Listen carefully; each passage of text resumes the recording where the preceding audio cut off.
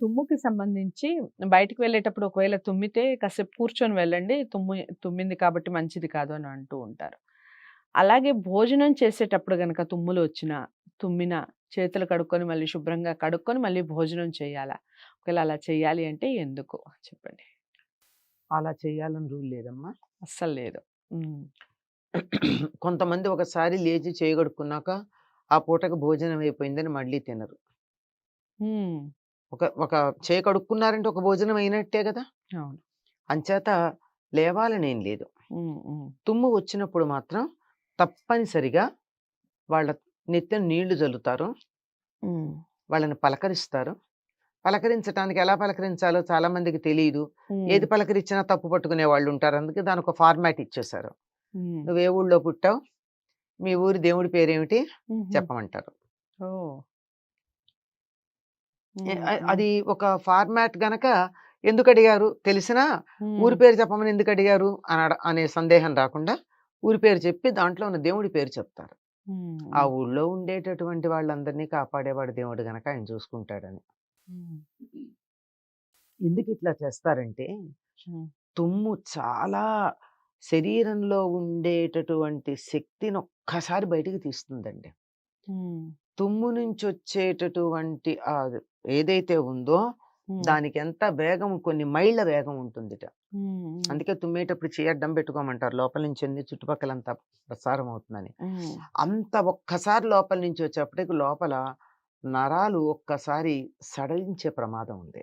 హ్మ్. అందువల్ల ఆ నెర్వ్స్ కొద్దిగా అటు ఇటు అవుతాయి గనక అవి సెట్ అవ్వడానికి కాసేపు కూర్చోమంటారు ప్రయాణానికెళ్ళేప్పుడు కూడా. హ్మ్. హ్మ్. అందుకు.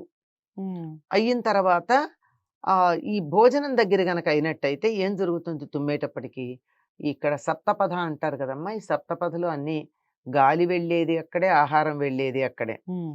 కనుక ఆ తుమ్మంగానే అన్నం మెతుకులు కూడా ముక్కులోంచి వచ్చేస్తూ ఉంటాయి. హ్మ్. కదా! హ్మ్. అయోమయం అయిపోతాం ఒకసారి అవును. అపిరితిపిరి అవును. అంటారు అట్లా అయిపోతుంది. హ్మ్. అట్లాంటివయిపోయి సెట్ అవ్వడం కోసం తల మీద ఇలా కొట్టడం గానీ, హ్మ్. హ్మ్. నీళ్లు చల్లడం గానీ, హ్మ్. ఎవరన్నా దగ్గరుంటే కొడతారు. లేపోతే దగ్గితే చేసే పనది. అవును. అవును. ఇది గనక తుమ్మినట్టయితే తల మీద ఇలా నీళ్లు చల్లడం. మీ ఊరి దేవుడి పేరు ఏ ఊర్లో పుట్టావు? మీ ఊరి దేవుడి దేవుడి పేరేమిటని పేరేంటి? అడగడం హ్మ్. జరుగుతుంది. హ్మ్. అందుకని కొంచెం సేపు సెట్ అవుతారు. హ్మ్. హ్మ్. అది మళ్ళీ మంచినీళ్ళు తాగి కూర్చొని మొదలుపెడతారు. ఎందుకంటే ఇక్కడంతా అన్నం ఇటు, ఇటు అంత పచ్చిగా రాచుకుపోయినట్టు అయిపోతుంది లోపలంతా. హ్మ్. హ్మ్. ముక్కులు కూడా మండిపోతూ ఉంటాయి. హ్మ్. అందుకనది కనక చేతులు కడుక్కునే పని లేదమ్మా. ఒక్కసారి చేయి కడుక్కుంటే పెద్దవాళ్ళెవరు మళ్ళీ అసలు ఇంకోసారి భోజనం భోంచేయకూడదు. చేయరు. ఆ! హ్మ్. హ్మ్. ఆ పూటకి భోజనం అయిపోయినట్టే. రైట్. హ్మ్. అది ఒక లెక్క ప్రకారం గదా భోంచేస్తారు. పొద్దున ఒకసారి, సాయంకాలం ఒకసారి చేస్తారు. హ్మ్. హ్మ్. చేయి కడుక్కున్నారంటే పొద్దున భోజనం అయిపోయింది. ఇంక హ్మ్. మళ్ళీ ఎందుకు చేస్తారు? హ్మ్. చేత అట్లాంటిదేం లేదు. చే మ చేయి కడుక్కోనక్కర్లా. హ్మ్. కొంచెం సేపు ఆగి దేవుడి పేరు చెప్పుకుంటే, ఆ దేవుడి పేరు చెప్పుకున్నారు గనక మనకు కొంత మేలు మేలు జరుగుతుంది. జరుగుతుంది. అదండి విషయం. తుమ్ము వెనకాల ఉన్నటువంటి స్టోరీ అసలిది. ఎవరైనా మీరు మీ ఇంట్లో ఇలా పాటించే వాళ్ళున్నారా?